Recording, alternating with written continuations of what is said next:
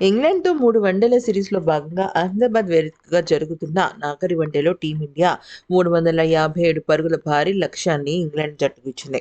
యువ ఓపెనర్ శుభమన్ గిల్ 102 బంతుల్లో 14 4, 3 సిక్స్‌లతో 112 పరుగులు చేసి సెంచరీతో దుమ్ము రేపడంతో ఇక ముందుగా బ్యాటింగ్ చేసిన భారత్ నిర్ణీత 50 ఓవర్లలో 356 పరుగులకు ఆలౌట్ అయింది. శుభ్మన్ గిల్ శతకానికి తోడు విరాట్ కోహ్లీ, శ్రేయస్ అయ్యర్ ఇద్దరు కూడా హాఫ్ సెంచరీలతో రాణించారు. ఇంగ్లాండ్ బౌలర్లలో రషీద్ 4 వికెట్లు తీయగా, మార్క్వుడ్ 2 వికెట్లతో పడగొట్టారు. సకీబ్ మహమ్మద్ అలాగే జో రూట్ తలా ఒక వికెట్ తీశారు.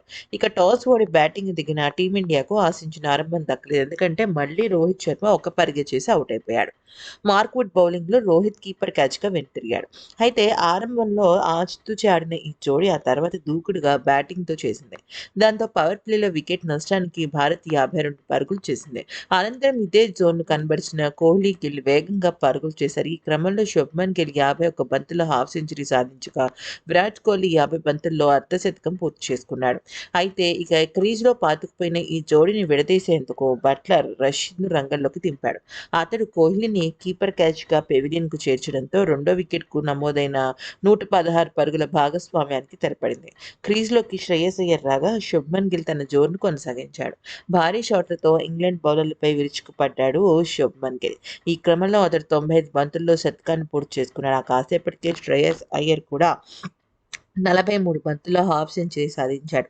సెంచరీ హీరో శుభ్మన్ గిల్‌ను రషీద్ క్లీన్ బౌల్డ్ చేసి మూడో వికెట్‌కు నమోదైన 104 పరుగుల భాగస్వామ్యానికి తెరదించాడు. ఆ కాసేపటికే శ్రేయస్ అయ్యర్ కూడా అవుట్ అవ్వగా, హార్దిక్ పాండ్యా వరుసగా 2 భారీ సిక్స్‌లు బాది క్లీన్ బౌల్డ్ అయ్యాడు. ఇక ఆ వెనువెంటనే కేఎల్ రాహుల్ దూకుడుగా ఆడి స్కోర్‌ను 300 పరుగులు దాటించగా, అక్షర్, రాహుల్ ఇద్దరూ కూడా 13, 40 అంటే 53 పరుగుల భాగస్వామ్యంతో వెనువెంటనే అవుట్ అయిపోయారు.